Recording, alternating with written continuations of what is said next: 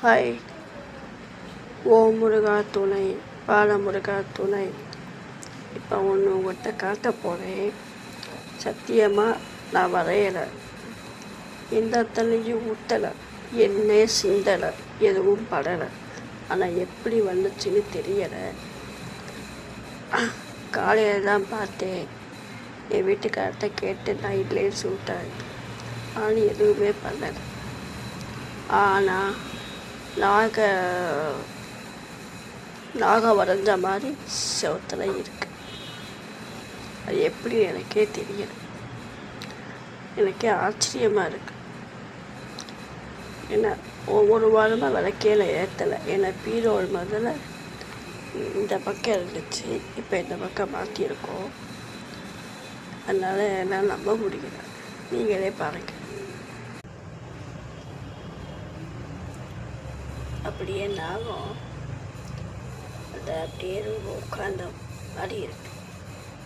இது எப்படி வந்துச்சுன்னு எனக்கு தெரியல.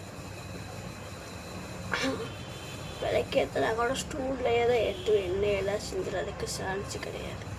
தண்ணினா கூட அழிஞ்சுப்போம், அப்படியே மறைஞ்சிடும். இது என்னன்னு எனக்கு தெரியல. என்னால் எப்படின்னு கெஸ் பண்ண முடியல. ஆனால் செவத்து தான் அப்படியே இருக்கு. என்னுடைய முருகன் நாக ரூபத்தில் காட்சி அடிக்கிறார்.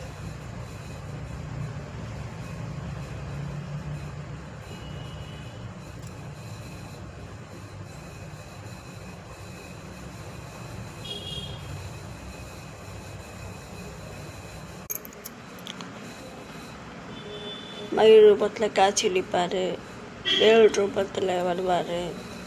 ஏன்னா அப்போல ஆட்டோவில் பேர் ரூபத்தில் போகிற ஆட்டோக்காரங்க போல வேல்முருகன், பாலமுருகன், ஆறுமுகன் தான் வந்திருக்காங்க. நான் எனக்கு என் வீட்டிலே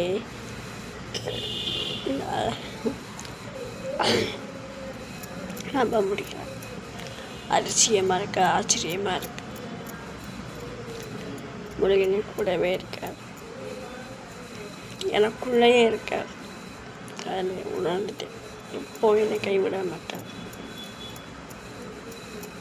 தேங்க்யூ.